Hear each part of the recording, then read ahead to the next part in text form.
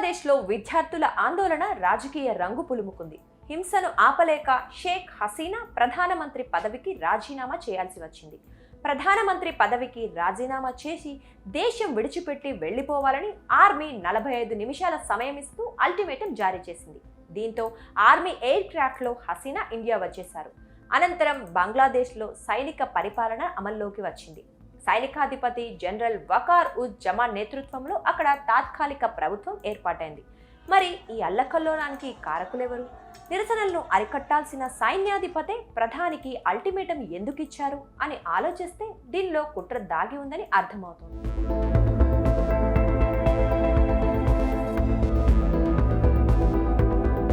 ఆందోళనలు హింసాత్మక రూపు దాల్చడంతో రాజీనామా చేయాలంటూ సైన్యం హసీనాకు 45 నిమిషాల సమయాన్ని ఇచ్చింది.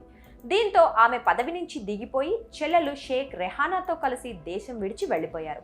ఈ పరిణామాలు జరిగిన కాసేపటికే హసీనాకు ప్రధాన రాజకీయ ప్రత్యర్థి, మాజీ ప్రధానమంత్రి, Bangladesh nationalist party chairperson Khaleda జియాను జైలు నుంచి విడుదల చేస్తూ అధ్యక్షుడు మహమ్మద్ షహబుద్దీన్ ఆదేశాలు జారీ చేయడం చర్చనీయాంశమైంది. ఇవన్నీ చూస్తుంటే రిజర్వేషన్లపై విద్యార్థులు చేస్తున్న ఆందోళనలను హసీనా ప్రత్యర్థులు తమకు అనుకూలంగా మార్చుకున్నట్లు స్పష్టమవుతోంది. బంగ్లాదేశ్ నేషనలిస్ట్ పార్టీ, దాని మిత్రపక్షమైన జమాత్ ఏ ఇస్లామీ వంటి పార్టీలు ఈ ఆందోళనల వెనుక ఉన్నట్లు తెలుస్తోంది.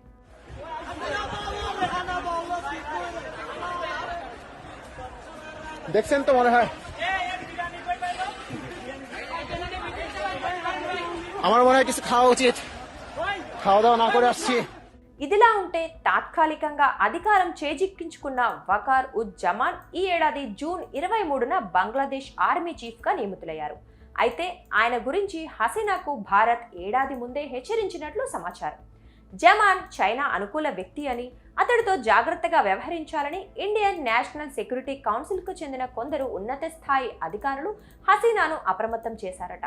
అయినప్పటికీ హసీనా ప్రభుత్వం వకార్ ఉజ్ జమాన్ నియామకానికే మొగ్గు చూపింది.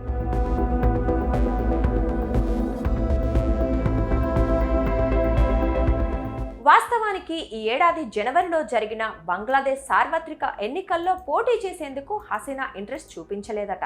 ఆవిడ సపోర్టర్స్ బలవంతం చేయటంతో అయిష్టంగానే ఆమె బరిలోకి దిగారు. 5వ ప్రధానమంత్రిగా బాధ్యతలు చేపట్టారు. కానీ సైన్యం కుతంత్రాలతో అనూహ్యంగా ఆమె గద్దె దిగాల్సి వచ్చింది. అంతేనా, దేశాన్ని విడిచి వెళ్లిపోవాల్సిన పరిస్థితి వచ్చింది.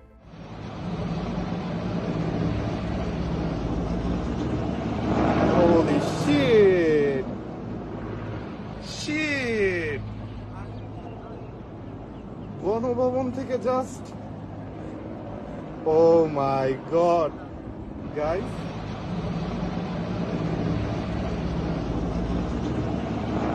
బంగ్లాదేశ్ అల్లర్లు, షేక్ హసీనా ప్రధాని పదవి వీడటానికి కారణమైన 58 ఏళ్ల వకార్ ఉజ్ జమాన్ 4 దశాబ్దాల పాటు మిలిటరీలో ఉన్నారు. డిఫెన్స్ స్టడీస్లో మాస్టర్స్ పూర్తి చేశారు.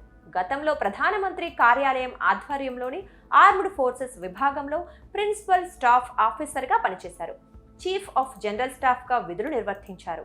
ఆర్మీని ఆధునీకరించడంలో కీలక పాత్ర పోషించిన ఆయన సేవలను గుర్తించి ఈ ఏడాది జూన్లో 3 ఏళ్ల పదవీ కాలానికి గాను సైన్యాధిపతిగా హసీనా నియమించారు. అయితే బాధ్యతలు చేపట్టిన నెల రోజులకే హసీనాను గద్దె దింపి పాలనా పగ్గాలు అందుకోవటం గమనార్హం. ఇక్కడ మరో ఇంట్రెస్టింగ్ పాయింట్ ఏంటంటే, ఆర్మీ మాజీ చీఫ్ ముస్తఫిజర్ రెహమాన్ కుమార్తెను జమాన్ పెళ్లి చేసుకున్నారు. షేక్ హసీనాకు ముస్తఫిజర్ రెహమాన్ వరుసకు మామయ్య అవుతారు. మొత్తం మీద దగ్గర చుట్టమే హసీనా పదవికి ఎసరు పెట్టారు.